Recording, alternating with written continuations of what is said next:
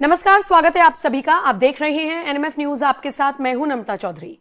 कहते हैं जो सिक्के होते हैं ना वो ज्यादा बजते हैं, जो नोट होते हैं वो शांति से रखे रहते हैं। यानी जो जितने बड़े पद पर होगा वो फिर भी शांति से बैठेगा, लेकिन जो ये छुटभैया नेता या छोटे छोटे जिनके पास थोड़ी सी भी अगर पावर आ जाए तो वो अपने आप को शहंशाह समझने लगते हैं। महाराष्ट्र में कुछ ऐसा ही हो रहा है।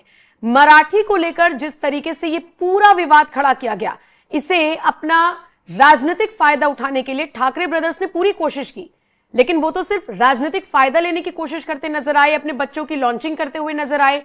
हद तो तब हो गई जब राज ठाकरे की पार्टी के कार्यकर्ता दुकानों में घुसकर, बैंकों में घुसकर, सड़क पर चलते हुए ऑटो में बैठे लोगों को धमकाने लगे, मारने लगे, पीटने लगे।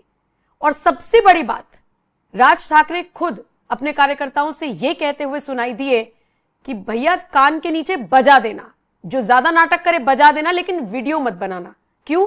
क्योंकि वीडियो सामने आने के बाद सिर्फ वो छुटभैया नेता ही नहीं, राज ठाकरे की भी जमकर आलोचना हो रही थी।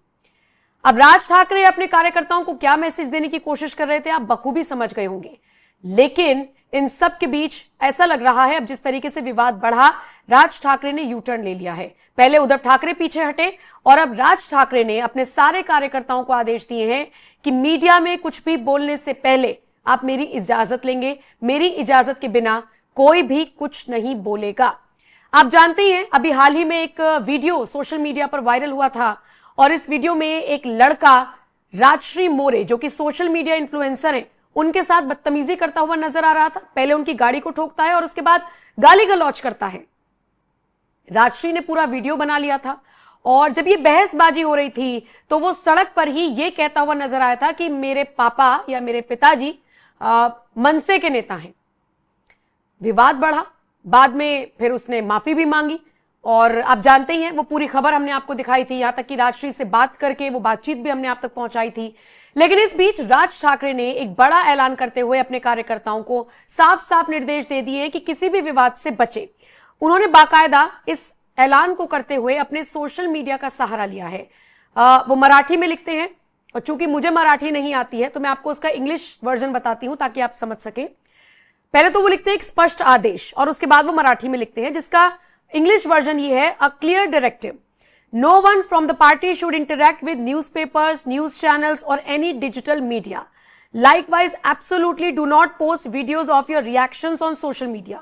And those spokespersons officially assigned the responsibility of interacting with the media should also not engage with any form of media without consulting me or obtaining my permission. Nor should they express themselves on social media. और इसी के साथ राज ठाकरे ने अपना नीचे नाम भी लिखा है। आप इसका हिंदी में मतलब समझिए। वो लिखते हैं एक स्पष्ट निर्देश, पार्टी का कोई भी व्यक्ति अखबार, समाचार चैनल्स या किसी भी डिजिटल मीडिया के साथ संवाद नहीं करेगा। इसी तरह अपनी प्रतिक्रियाओं के वीडियो सोशल मीडिया पर बिल्कुल भी पोस्ट ना करें। जिन प्रवक्ताओं को आधिकारिक तौर पर मीडिया से बात करने की जिम्मेदारी दी गई है, उन्हें भी मेरे परामर्श के बिना या मेरी अनुमति लिए बिना किसी भी प्रकार की मीडिया से बात नहीं करनी है, ना ही उन्हें सोशल मीडिया पर अपनी राय देनी है। यह कहना है राज ठाकरे का अपने कार्यकर्ताओं के लिए, ताकि किसी भी तरह का कोई विवाद ना हो। बहरहाल मराठी आना ना आना, हिंदी आना ना आना, बोलना ना बोलना, यह पूरी तरीके से अलग मुद्दा हो सकता है, लेकिन इस पर मार पिटाई करना, बदतमीजी पर उतारू हो जाना, जो कि हाल ही के दिनों में राज ठाकरे की पार्टी ने किया, सबने देखा। यह बात मैं नहीं बोल रही, सोशल मीडिया पर लोग वीडियो शेयर कर रहे हैं और लोगों की बहसबाजी हो रही है इसी मुद्दे पर। इन सब से अब मन से कार्यकर्ता दूर रहे, ये मैसेज राज ठाकरे देते हुए नजर आए हैं। अब मुझे लगता है कि आपको मुंबई के आम लोगों की राय सुननी चाहिए, जो लोग ऑटो चलाते हैं, रिक्शा चलाते हैं, मुंबई में काम करते हैं, उनका इस पूरे विवाद पर क्या कहना है। बड़े बड़े नेता, बड़े बड़े सेलिब्रिटीज महाराष्ट्र के बाहर क्या राय रख रहे हैं, आप लगातार सुन रहे हैं। आम जनता को सुनिए क्या कुछ कहना है इन लोगों का। और बाकी राज ठाकरे के इस बिग यू टर्न पर आपकी क्या राय है, कमेंट करके अपनी राय जरूर दें। रिक्शा में हर किस्म के पैसेंजर आगे बैठते हैं, मराठी, गुजराती, पंजाबी, तो उनके हिसाब से मुझे हर चीज उनको फैसिलिटी के हिसाब से सीखना पड़ता है। मैं समझता हूँ जहाँ तक कि सीखना जरूरी है, मराठी हो चाहे हिंदी हो। जब मराठी में महाराष्ट्र में रहते हैं, यहाँ की रोटी रोजी खाते हैं, तो हमें मराठी सीखना बहुत जरूरी है। ये चीज बहुत कम लोग समझ पाते हैं कि हमको जिस देश में, जिस राज्य में रह रहे हैं, उस राज्य को हमें उसका सम्मान देना चाहिए और उसके लिए मुझे मराठी सीखना चाहिए। अगर आपसे कोई पूछता है कि मराठी आती है तो आप जवाब दे सकते हो जी आती है।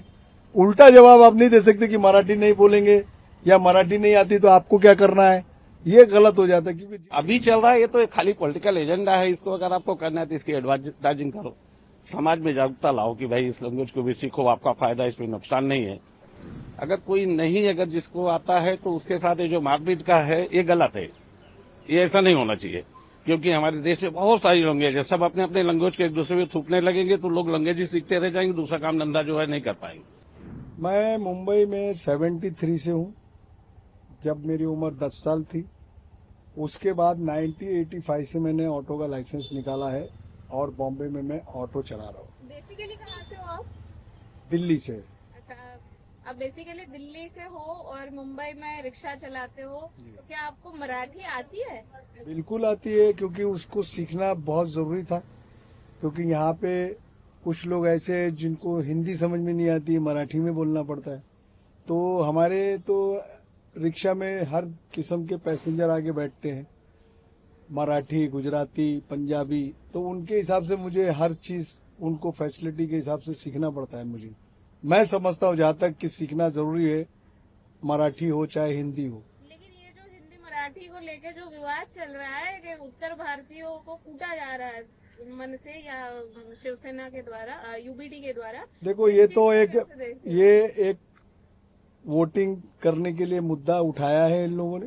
बाकी राज ठाकरे हो या उदय ठाकरे हो, इनका जो कहने का मतलब ये है कि अपने मुंबई में मराठी का सम्मान होना चाहिए, तो वो बिल्कुल राइट है। क्योंकि मराठी, जब मराठी में महाराष्ट्र में रहते हैं, यहाँ की रोटी रोजी खाते हैं, तो हमें मराठी सीखना बहुत जरूरी है। ये चीज बहुत कम लोग समझ पाते हैं कि हमको जिस देश में, जिस राज्य में रह रहे हैं, उस राज्य को हमें उसका सम्मान देना चाहिए और उसके लिए मुझे मराठी सीखना चाहिए। अब मराठी नहीं आती है ऐसा बोलने से तो काम नहीं होगा। आपको रुपए में 4 आना तो मराठी आती होगी। अगर आपसे कोई पूछता है कि मराठी आती है तो आप जवाब दे सकते हो जी आती है। उल्टा जवाब आप नहीं दे सकते कि मराठी नहीं बोलेंगे या मराठी नहीं आती तो आपको क्या करना है, ये गलत हो जाता है। क्योंकि जिस राज्य में आप खा कमा रहे हो उस राज्य की इज्जत करो। अभी हम हर एक इंसान को इज्जत से, हर भाषा को इज्जत से देखते हैं, वो चाहे हिंदू हो चाहे मुस्लिम हो। अभी कुछ लोग चाचा, एक आखिरी सवाल एक ऐसे पूछना था आपको कि आपने कहा कि आप दिल्ली से हो, जी। मतलब आप नॉर्थ इंडियन हो, आप महाराष्ट्र में ऑटो चलाते हो, तो क्या ये जो मराठी आनी चाहिए, तो क्या आप उद्धव ठाकरे या राज ठाकरे से सहमत हो? सहमत इसलिए है क्योंकि उन्होंने एक मुद्दा उठाया है कि महाराष्ट्र के अंदर जो रहता है उसे मराठी थोड़ी आनी चाहिए। और असहमत इसलिए है कि दादागिरी से अगर आप बोलोगे या किसी को मार के बोलोगे तो वो गलत है।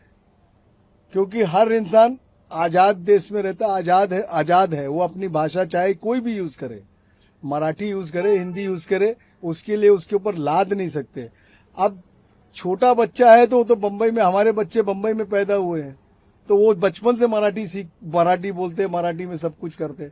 जरूरी नहीं है। अब जो बड़ा आदमी है, जैसे कि 50 साल है, 40 साल का उम्र का है या 35 साल का ही पकड़ लो, अगर बम्बई में कुछ काम के लिए अगर आया है तो तुरंत तो वो मराठी नहीं सीख जाएगा ना, उसको कुछ समय लगेगा।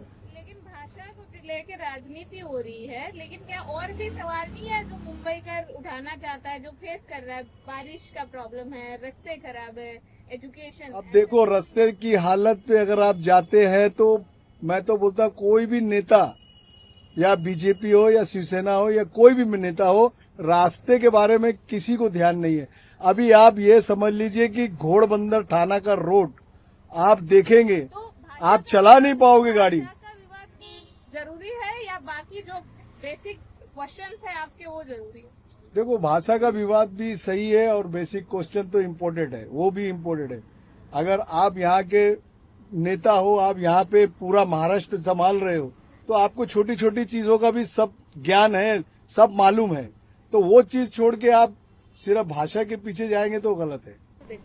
एक्चुअली क्या है ना, ये सब जो है पॉलिटिकल एजेंडा है, म्युनिसिपल कॉर्पोरेशन आने वाला है, इसके लिए सब चलेगा थोड़ा दिन, उसके बाद ये बंद हो जाएगा। बट जहां मराठी की बात है, मराठी से किसी को नफरत नहीं है। दूसरे की लैंग्वेज सीखना इतना आसान नहीं होता। जैसे मुझे 41 ईयर हो गया तो मैंने यार अबाउट 80% मराठी बोलता हूँ। कुछ लोग हैं जो नए लोग आते हैं, 2-4 साल में वो दूसरे की लैंग्वेज को इतना जल्दी इजीली जो है नहीं सीख सकते। ये है कि लोगों को प्रयत्न करना चाहिए, कोशिश करनी चाहिए, थोड़ी बहुत लैंग्वेज यहाँ की लोकल लैंग्वेज सीखना चाहिए, जिसको रेगुलर यहाँ रहना है। जो लोग ट्रांजिट है, आते जाते रहते हैं, बैंक के कर्मचारी हैं, बहुत सारे ऐसे जो सेंट्रल से जो है मतलब जॉब करते हैं, उनका आना जाना लगा रहता है, वो कहाँ पे सीख पाएंगे, उनके पास टाइम नहीं है, वक्त नहीं है। लेकिन तो यहाँ से बहुत टाइम से रह रहे हैं, उनको पीटा जा रहा है। हाँ, मगर वो गलत कर है। एक्चुअली ऐसा होना नहीं चाहिए। मगर जहाँ रही मराठी की बात, ठीक है, मराठी हमारी लैंग्वेज लोकल है। मुंबई अगर आप लोकल यहाँ रहते हो तो थोड़ी बहुत आपको कोशिश भी करनी चाहिए, सीखनी चाहिए, क्योंकि उससे उनका खुद का फायदा है। कहीं कहीं ऐसी जगह होती है जहाँ पे आपको मतलब उसी चीज की जरूरत पड़ती है। मगर ये जो अभी चल रहा है, ये तो एक खाली पॉलिटिकल एजेंडा है। इसको अगर आपको करना है तो इसकी एडवर्टाइजिंग करो, समाज में जागरूकता लाओ कि भाई इस लैंग्वेज को भी सीखो, आपका फायदा, इसमें नुकसान नहीं है। क्योंकि आदमी को जो है ना, जितनी ज्यादा लैंग्वेज आती है उतना उसका खुद का बेनिफिट है। अगर कोई नहीं, अगर जिसको आता है तो उसके साथ ये जो मारपीट का है, ये गलत है। ये ऐसा नहीं होना चाहिए, क्योंकि हमारे देश में बहुत सारी लैंग्वेज है। सब अपने अपने लैंग्वेज के एक दूसरे में थूकने लगेंगे तो लोग लैंग्वेज ही सीखते रह जाएंगे, दूसरा काम धंधा जो है नहीं कर पाएंगे। क्योंकि हिंदुस्तान में आप जानते हो, आखिरी सवाल ऐसा कि आपने कहा कि आप यूपी से हो, यूपी में भी काफी भाषाएं बोली जाती है। और यूपी में अवधी हो गई, भोजपुरी हो गई है वहाँ। लेकिन कहीं कहते हैं कि नहीं, ये लैंग्वेजेस कम बोली जा रही है, हिंदी का प्रभाव है। क्या ऐसे ही मराठी के साथ हो जाएगा कि ये लुप्त हो जाएगी? नहीं, ये लुप्त कैसे हो जाएगी? लुप्त थोड़ी हो गई। स्टेट की अपनी लोकल भाषा है, जो है लोग यहाँ के जो लोग हैं उनको बोलने ही है। जो यूपी में लोग रहते हैं अपनी लैंग्वेज बोलते हैं, दूसरी जगह जाते हैं हिंदी सीखते हैं। यूपी में कोई बंदी नहीं है ना? नहीं, यूपी में बंदी नहीं बोलनी होगी ऐसा तो कहीं पे भी नहीं है। मगर यहाँ जो हो रहा है, मैं तो आपको बताया, म्युनिसिपल कॉर्पोरेशन का जो चुनाव है ना, उसकी वजह से चल रहा है। मैं अब थोड़ा दिन देखना, म्युनिसिपल कॉर्पोरेशन का चुनाव खत्म हो जाएगा ना, वो खत्म हो जाएगा। इससे ज्यादा कुछ भी नहीं है।